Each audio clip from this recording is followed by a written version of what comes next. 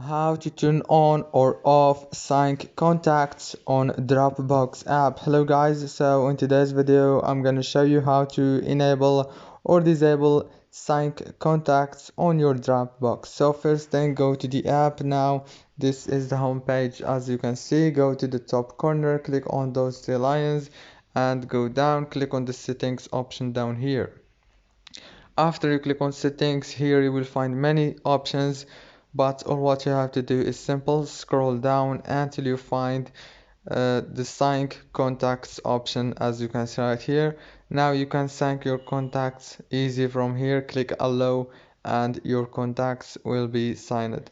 If this video was helpful, please don't forget to like and subscribe, and thank you so much for watching this video until the end.